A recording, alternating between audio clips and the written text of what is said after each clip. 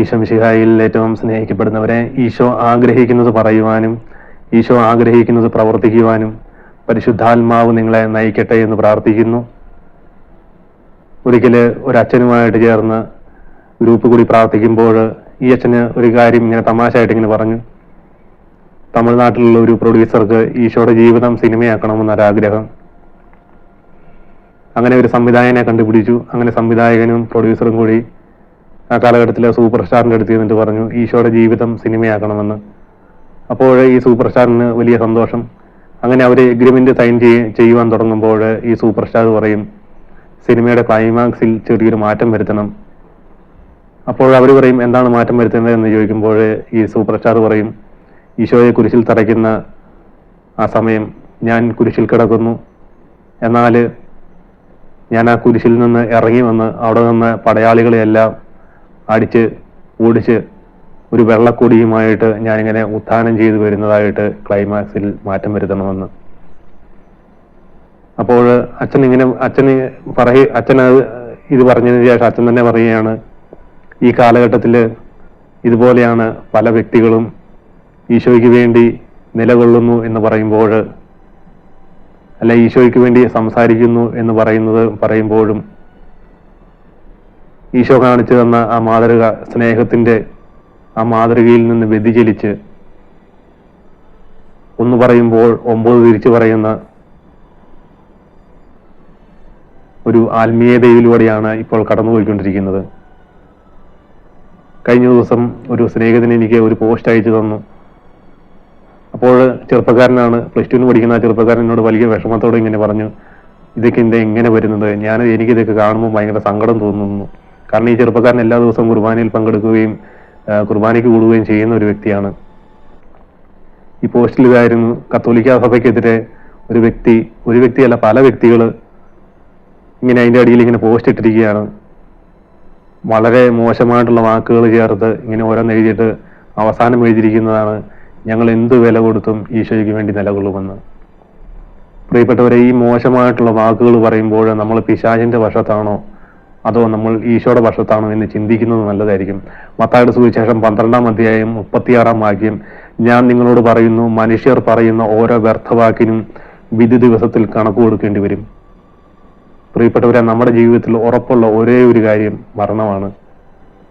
ഈ ഭൂമിയിൽ ജനിക്കുന്ന എല്ലാ വ്യക്തികളും ഒരു ദിവസം മരിക്കും.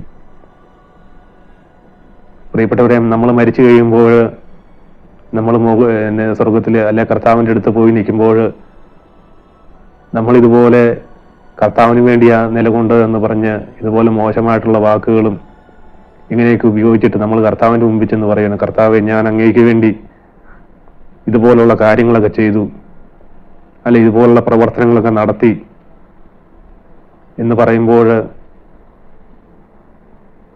ഒരിക്കലും സ്വർഗത്തിൽ നമുക്കൊരു സീറ്റ് കിട്ടത്തില്ല. യൂദാസിന്റെ ലേഖനം 1-ാം അധ്യായം 9-ാം വാക്യം, പ്രധാന ദൂതനായ മിഖായേൽ മോശയുടെ ശരീരത്തെ ചൊല്ലി പിശാചിനോട് തർക്കിച്ചപ്പോൾ അവനെ കുറ്റപ്പെടുത്തി ഒരു നിന്ദാവചനം പോലും ഉച്ചരിക്കാൻ തുനിഞ്ഞില്ല. പിന്നെയോ കർത്താവ് നിന്നെ ശാസിക്കട്ടെ എന്ന് പറഞ്ഞു. പ്രിയപ്പെട്ടവരെ, ഇന്ന് ഈ കാലഘട്ടത്തിൽ ചാനലിലൂടെയും ഇങ്ങനെ ഓരോരോ കാര്യങ്ങൾ ചർച്ചകളൊക്കെ വരുമ്പോൾ ഇതിന് അഭിപ്രായം പറയുന്ന പലരുമുണ്ട്. അതും മോശമായിട്ടുള്ള വാക്കുകൾ ഉപയോഗിച്ച് ഇങ്ങനെ അഭിപ്രായം പറയുമ്പോൾ ഈശോയ്ക്ക് വേദനിക്കുവാണോ അതോ ഞാൻ ഈശോയ്ക്ക് വേണ്ടിയാണോ ഈശോയെ സന്തോഷിപ്പിക്കുകയാണോ ചെയ്യുന്നത് എന്ന് ചിന്തിക്കുന്നത് നല്ലതായിരിക്കും. കാരണം ഈ കാലഘട്ടത്തിൽ ഇതുപോലുള്ള വാക്കുകളും ഇതുപോലുള്ള പ്രവർത്തനങ്ങളും കണ്ട് ഈ തലമുറ കുർബാനയിൽ നിന്ന് അകന്നുപോയി, വിശ്വാസത്തിൽ നിന്ന് അകന്നുപോയിക്കൊണ്ടിരിക്കുന്നു. പ്രിയപ്പെട്ടവരെ, നമ്മുടെ ജീവിതത്തിൽ ഈശോയ്ക്ക് സാക്ഷ്യം വഹിക്കുന്നത് സ്നേഹം കൊണ്ട് മാത്രമായിരിക്കണം ഈശോയ്ക്ക് സാക്ഷ്യം വഹിക്കേണ്ടത്. കൽക്കട്ടയിലെ മദർ തെരേസ ഒരിക്കൽ അനാഥാലയത്തിലെ കുഞ്ഞുങ്ങൾക്ക് വേണ്ടി ഭക്ഷണമൊക്കെ യാചിക്കുവാൻ വേണ്ടി ഒരു കടയിലേക്ക് കയറി ചെല്ലുമ്പോൾ ആ കടക്കാരനോട് ചോദിക്കും എൻ്റെ കുഞ്ഞുങ്ങളെ സഹായിക്കുവാൻ എന്തെങ്കിലും തരണമെന്ന് പറഞ്ഞ് കൈ നീട്ടുമ്പോൾ ഈ കൈയിലേക്ക് ആ കടക്കാരൻ തുപ്പിയിടും. അപ്പോൾ മദർ തെരേസ പറയും എനിക്കുള്ളത് കിട്ടി, ഇനി എൻ്റെ മക്കൾക്കുള്ളത് തരാനെന്ന് പറഞ്ഞ് ഇടത് കൈ നീട്ടുമ്പോൾ ഈ വാക്കുകൾ ഈ കടക്കാരൻ്റെ ഹൃദയത്തിലേക്കാണ് പതിയുന്നത്. അതിനുശേഷം എല്ലാ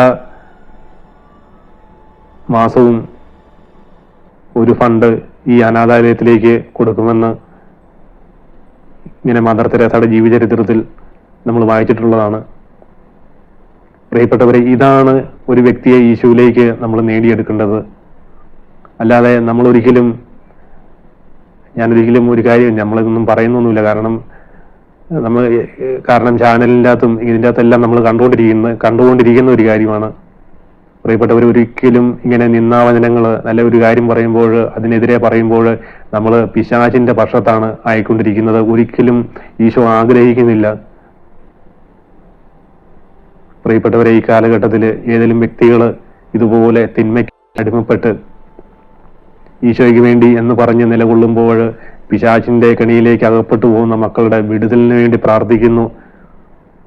ഏതെങ്കിലും കേൾക്കുന്ന വ്യക്തികൾക്ക് ഇങ്ങനെ ചിന്തകളോ ഏതെങ്കിലും ഉണ്ടെങ്കിൽ അത് ഈശോയോട് മാപ്പ് പറഞ്ഞ് ആ ഒരവസ്ഥയിൽ നിന്ന് മാറ്റം വരണം. അല്ലെങ്കിൽ ഒരിക്കലും പ്രിയപ്പെട്ടവരെ, നമ്മുടെ ജീവിതത്തിൽ ഉറപ്പുള്ള ഒരേ ഒരു കാര്യം മരണമാണ്. മരിച്ച് നമ്മൾ സ്വർഗത്തിൽ ചെല്ലണം, സ്വർഗത്തിൽ ഒരു സീറ്റ് വേണം. ഇതാണ് നമ്മുടെ ലക്ഷ്യം.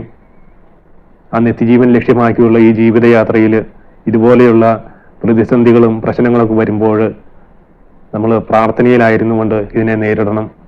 പ്രാർത്ഥനയല്ലാതെ മറ്റ് പല വിധത്തിലും ഇതിനെയൊക്കെ നേരിടാമെന്നൊക്കെ ചിന്തിക്കുന്ന ഒത്തിരി പേരൊക്കെ കാണുമായിരിക്കും. പക്ഷേ അതൊന്നും ദൈവികമായിട്ടുള്ള ചിന്തകളല്ല. കാരണം പരിശുദ്ധാത്മാവ് ഒരു വ്യക്തിയെയും വേദനിപ്പിക്കാൻ ആഗ്രഹിക്കുന്ന ഒരു ആത്മാവല്ല. പരിശുദ്ധാത്മാവ് ഒരു വ്യക്തിയെ പോലും കുറ്റപ്പെടുത്തുവാൻ ആഗ്രഹിക്കുന്ന ഒരു വ്യക്തിയല്ല. അപ്പോൾ പരിശുദ്ധാത്മാവിനാൽ നിറയപ്പെട്ട നമ്മൾ ഓരോരുത്തരും ഈ പറയുന്ന വാക്കുകൾ ദൈവികമായിട്ടാണോ അതോ തിന്മയുടെ പക്ഷത്തു നിന്നാണോ ഞാൻ പറയുന്നത് എന്നൊക്കെ ചിന്തിച്ച് ഈ കാലഘട്ടത്തിൽ വരുന്ന തലമുറയ്ക്ക് വിശ്വാസം പകർന്നു കൊടുക്കുന്നവരായിട്ട് മാറുവാൻ നിങ്ങൾ ഓരോരുത്തരെയും അനുഗ്രഹിക്കട്ടെ എന്ന് പ്രാർത്ഥിക്കുന്നു. ഈശോയുടെ തിരുരക്തത്തിന്റെ അഭിഷേകം സകല വ്യക്തികളിലേക്കും വ്യാപരിക്കട്ടെ എന്ന് പ്രാർത്ഥിക്കുന്നു. ഇതുപോലെ നെഗറ്റീവ് വാക്കുകൾ പറയുന്ന ഏതെങ്കിലും വ്യക്തികളുണ്ടെങ്കിൽ ജെറമിയ 15:19 വചനത്തിന്റെ അഭിഷേകം ആ വ്യക്തികളിലേക്കെല്ലാം നിറയപ്പെടട്ടെ എന്ന് പ്രാർത്ഥിക്കുന്നു. പരിശുദ്ധ അമ്മയുടെ മാധ്യസ്ഥവും വിശുദ്ധ മിഖായേൽ ദൂതന്റെ സംരക്ഷണവും നിങ്ങൾ ഓരോരുത്തരോടും കൂടെ ഉണ്ടായിരിക്കട്ടെ എന്ന് പ്രാർത്ഥിക്കുന്നു. Ave Maria, praise the Lord, hallelujah.